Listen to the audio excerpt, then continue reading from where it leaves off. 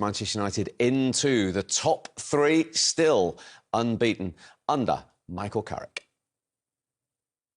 Tesco on the score sheet again. What did you make of his performance as a whole this afternoon? Yeah, Ben's there to score goals, and he's done enough of that lately, and it's something that I've said it. He's going to be an important player. He is an important player. He's going to be even more important as he kind of progresses and improves all the time. So to get his start today, for me, it wasn't a big drama. It was a natural kind of decision, and Ahmad coming on and rotating a little bit. But for Ben to get that goal again, that's some really important goals he's got for us, and it was a fantastic header. And up to third, does it feel like quite a significant result in your top four ambitions this season?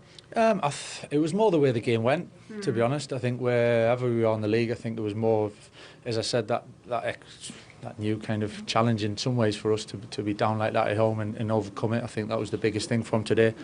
Yeah, we've moved up a position, which obviously is nice, but it's 1 week, it's one weekend again, so we're not getting carried away with that. But it's more the performance and the way we've done it. I think that the boys will benefit a lot from that. Well, he keeps saying he isn't getting carried away. He might just get carried away with these figures when we show you what Benjamin Šeško has done in the one game under Darren Fletcher in the Premier League, and then under him, because he brought him in from the start for the first time under him after all the substitute goals today, Wrighty, and he's replied with another goal, the match-winning goal. Another great goal as well, and especially when you've got somebody who can put it pinpoint like Bruno can. It's like, I'll be saying into Trent, listen, just get the ball in there, don't even look for me, because that goal what he scored there, the movement to get in front of the header and head the ball in was fantastic. And if that's what's to come, Steve, honestly, it's going to be exciting for us. Look at this transformation. Over 1,000 minutes in 17 games under Ruben Amorim, 2 goals, 8 appearances since 348 minutes. 7 goals. I think that you've got to say something, Gaffer, in respect of people. Like, you've got Kobbie Mainoo in there, you've got Bruno pushed up, you've got Mbeumo, you've got him in the centre, obviously he's just starting, and you've got the ball coming in there on a regular basis. It doesn't surprise me that he's scoring the goals now. But from a striker's point of view, he's feeling the love, isn't he? Without a doubt, yeah. Without a doubt. And you look at this Man United team with Bruno there, because, he's one of my favourites. He's going to create chances for you. He looked at that ball. That ball was pinpoint onto his head. Great movement from him, but you know that you can make the move Bruno sees. He's going to put it in there. It's brilliant for him. In a way, he's created the love for him with what he's done from the bench. It's good management to take him out, to then put him back in again. As I said earlier in the day, it was about taking the chains off him. And when you come on from the substitutes bench, it's a different game than when you start. Yeah. The scoreline could be different. And he's gone and done the business. And then suddenly, now he's got his chance to play. What's he gone and done? If he hadn't scored today and United drew, we'd be going, oh, well, he might not be a good starter, but he's actually come up with the goods and made the winning goal. So, with a fantastic header, by the way. Yeah. It's a great technique, it really is. So he's going to be, under Amorim, with those stats that we said, he's probably apprehensive going into every game. Now, he can't wait. He can't wait. He can't wait to get out there and play again, and the next goal's going to come round the corner. So the Michael Carrick effect, 19 points from 21 available. They are into the top 3 for the first time since May 2023. They were 11 points behind Villa on the day Michael Carrick was appointed, and there they are now above them. Yeah, it's just like a breath of fresh air in there. They've responded to him. He's playing players in their positions. He's playing them in a comfortable formation that they all know. Brought back Kobbie Mainoo. I'm really pleased to see that, especially with the World Cup coming up. He's pushed Bruno further forward. He's got Mbeumo and Cunha, who are really exciting players and good players, both putting in a shift. And then you've got Šeško scoring goals. So, it's brilliant what he's done, Michael Carrick. And, he deserves plaudits for what he's doing. If I don't know how Amorim must be feeling now with the same team doing unbelievable things now, but that's quite damning for him, I'd say. I mean, when you think about United at the end of the season, they lost to Tottenham in the Europa Cup final. Spurs, who hadn't had a great season, beat them 4 times that year. Yeah. I'm just saying that. But I'm just saying that's you like saying that, though. No, it's the only thing I can say this week. But that's where they were. Yeah. And it hasn't happened where you go, well, Amorim, you know, built something up and the basis was already there.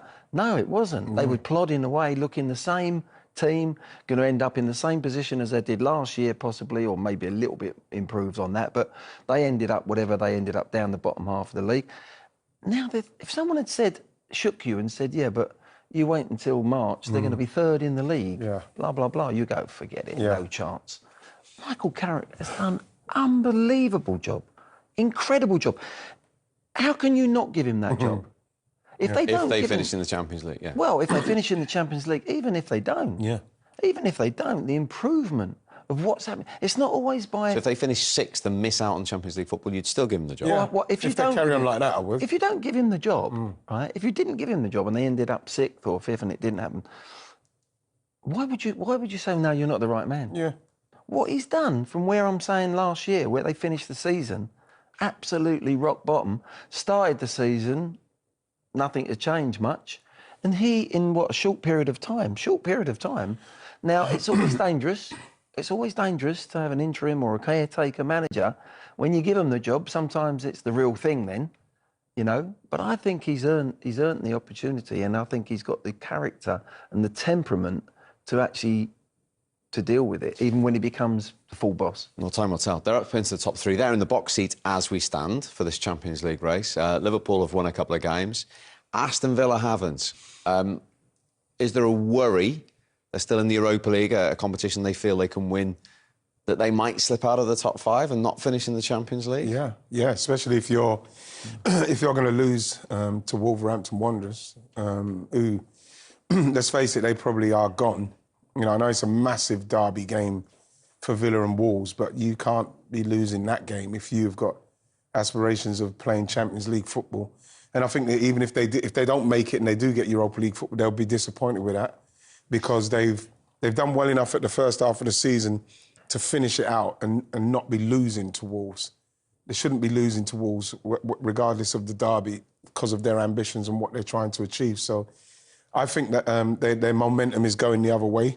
You know, you can get great momentum and you can get poor momentum, and I think their momentum's taking... 3 wins in 10. Yeah, it's poor. It's the kind of momentum where people say things like, oh, they're on the beach and they've got so much to play for. You know what I mean? But, like, for them to play like they're playing, there doesn't seem to be any fight at the moment. They think it's just going to happen, and it's not going to just happen because people want to take them because they're a scalp now. They're a top-end team. And at the moment, I think they might miss out. Interesting. I was with him after he had a spell at Forest. I had a penalty against Forest. He told me what he was supposed to do when he was there, so I knew what he was waiting from me. He even told me now at the end that he wanted to go again to the same side as he did last week and save it.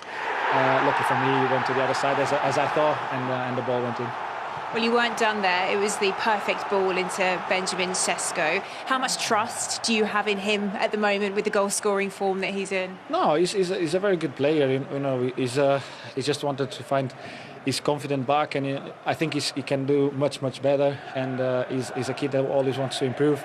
And I think he's aware of that. He's never happy with just a goal, and that's very important for a player to play at this club, because when you kind of relax and feel yourself too much, you go through the wrong path. But he's very aware that he needs to score week in, week out at this club, and he's doing that. And for everyone at the club, everyone is very happy with the progress he's having, and hopefully he's going to have even more goals until the end of the season.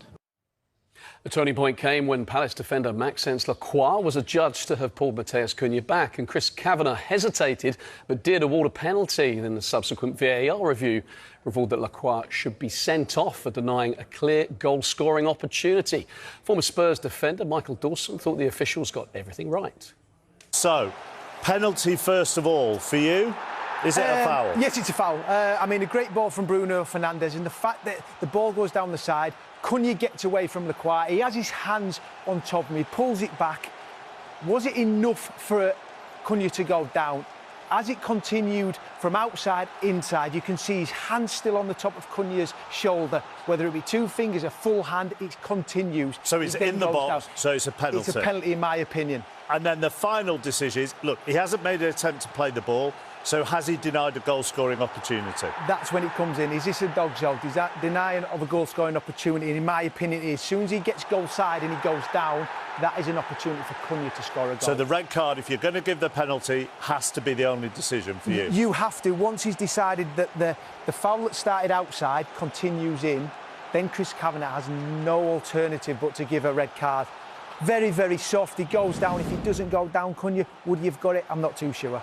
There's the penalty kick as well. Chris Kavanagh, of course, the referee in that FA Cup game between Aston Villa and Newcastle where there was no VAR, and he got a lot of criticism from that.